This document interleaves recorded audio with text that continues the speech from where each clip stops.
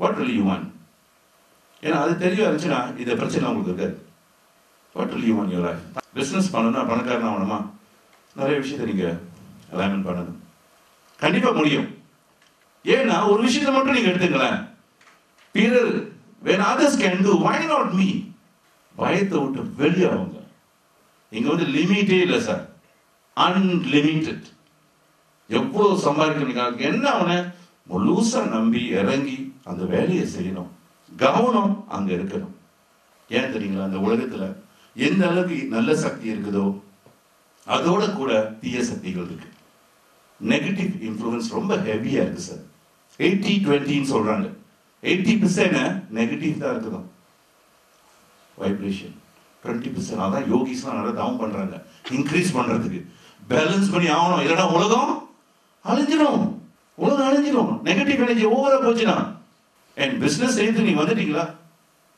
முதல்ல சொன்னல, remember, negative influence வந்துச்சுன்னா கொஞ்சம் கவனமா இருங்க. உங்க கனவு லட்சியத்தோட நீங்க போறப்ப அப்படியே அமர்த்திடுவாங்க. சொன்னல, அனாவசியமா சொல்ல தேவையில்லை. என்ன செய்ய போறோன்றது ஒரு வேலையை மட்டும் கரெக்டா செய்யுங்க. And always remember, be comfortable with successful people. அப்படி சக்சஸ் தான் நீங்க தேடி போனீங்கன்னா, இல்லை வேற எது தேடி போனீங்கன்னா இவங்களோட நீங்க கம்ஃபர்டபுளா இருக்கணும்னு அவசியமே இல்லை. ஓகே, சக்சஸ் பண்ணணும்னு முடிவு எடுத்துட்டீங்களா, அந்த சக்சஸ் பீப்புள் பார்த்தீங்கன்னா என்ன செய்யணும்? Feel comfortable. அந்த எனர்ஜி எப்படி இருக்கணும்? அப்படியே ஜாயா இருக்கணும். உள்ளுக்கு உங்களுக்கு ஃபைட்டிங் வந்துச்சுன்னா ப்ராப்ளம் ஆயிரும். உங்களுக்கே அது ப்ராப்ளம் ஆயிரும். அப்படி பிஸ்னஸ் செய்யணும்னா தாராளமாக செய்யலாம். அதுக்குள்ள வேலையை நம்ம கற்றுக்கணும். ஸோ பிஸ்னஸ்க்கு செய்யும் போது அந்த இமோஷன் கேரக்டர்ஸை கொஞ்சம் பேலன்ஸ் பண்ணிங்க. அந்த மாதிரி இருந்தால் வச்சிங்களேன், யூ கான் கோ ஃபார். என் மாஸ்டர் அழகாக சொல்லுவார், overcome your emotion and you become ocean. நீ ஒரு கடலா மாறணுமா, இதை முதல் சரிப்படுத்து. That means everything is yours. எதை நினைச்சாலும் நடக்கும், எதை கேட்டாலும் கிடைக்கும். இதை மட்டும் கொஞ்சம் மேனேஜ் பண்ணுங்க. So what? நான் செய்யாத சொல்றியா? ஓகே, தண்டனையா கொடுத்துட்டாரு. உங்களுக்கு தண்டனை கொடுக்கல, சொல்லிட்டாரு. நீங்க ஏன்னா சம்டைம் புரிஞ்சிக்க முடியாது. உண்மைதானே? நீங்க ஒரு காரியம் செய்றீங்க, சில எல்லாருமே உங்களுக்கு புரிஞ்சிக்க முடியாது சார். வீட்டில் குடும்பமே எல்லாம் புரிஞ்சுக்கிட்டாங்களா?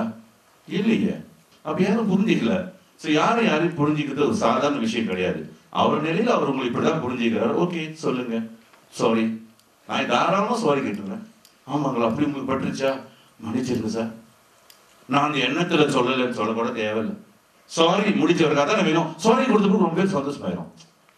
லீடர் சாரி கேட்டாரு, அவருக்கு பெரிய ரிவார்ட் கொடுத்த மாதிரி ஃபீல் பண்ணும்போது அது ஏன் கொடுத்துட வேண்டியதானே? சாரி கொடுக்கும்போது என் பேங்க்ல ஒரு வழி கூட குறைய போறதில்லை.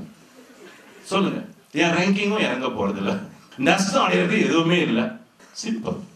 சாரி சொல்றதுக்கு தைரியமா சொல்லுங்க. மன்னிக்கிறது தாராளமா மன்னிச்சிருங்க. ஸ்ட்ரெஸ் ஃப்ரீ ஆயிரும். எதிரி உள்ளுக்கு வளர்க்காதீங்க, அது நோயா மாறிடும் உங்களுக்கு. புரியுதுங்களா? ஞானத்தை கொடுங்க, டெக்னிக்கை கற்றுக் கொடுங்க. இந்த ப்ராடக்ட் வாங்கி கொடுக்குறது, விவியை போட்டு கொடுக்குறது, நீ தான்ப்பா செய்யணும், நீ தான்ப்பா நடக்கணும், இந்த மாதிரி தான் பாரு, அதை மட்டும் செய்யுங்க. இதோட டெக்னிக் பிசினஸ்ல இது ரொம்ப முக்கியம். சின்ன சின்ன விஷயம் நீங்க பிராக்டிஸ் பண்ணி பாருங்க, நிறைய சேஞ்சஸ் வரும்.